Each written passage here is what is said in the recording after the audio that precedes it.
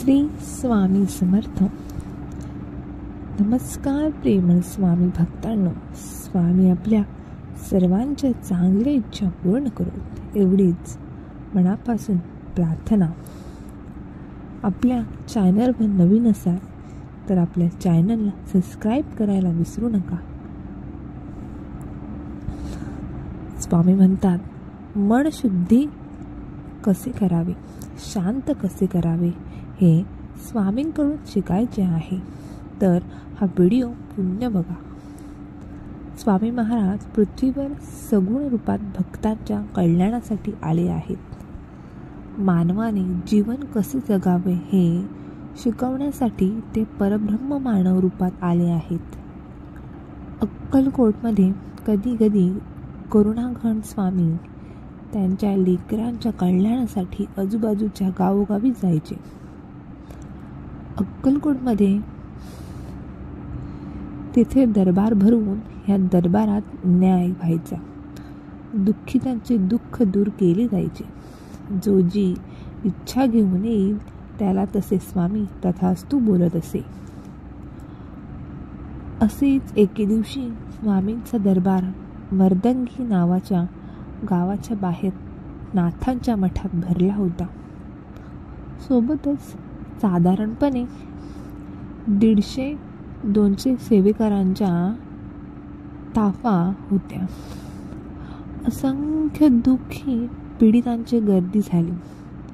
स्वामी त्यांचे प्रश्न मार्गी लावतच होते. पण तेथे एक गैरसोय होती.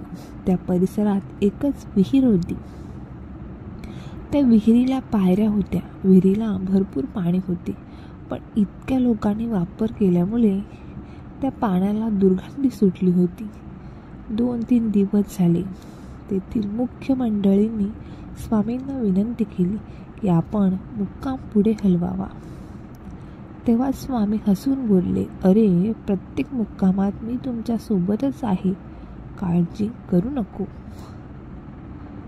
आणि त्यावर स्वामींनी दुर्लक्ष केले. पण पुढे पाण्याचा खूप वास येऊ लागल्याने आणि चांगल्या पाण्याचा काहीच बंदोबस्त होत नव्हता.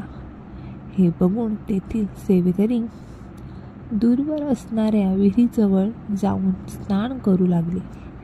मग मात्र करुणाघन स्वामीचे हृदय कळवळले. स्वामी आपल्या आसनावरून उठले.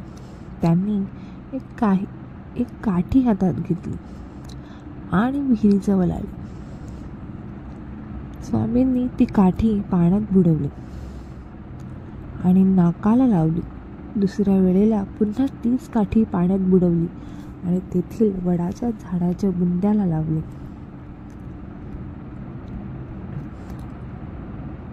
वडाच्या झाडाला बुंद्याला लावली आणि बघताक्षणी ते पाणी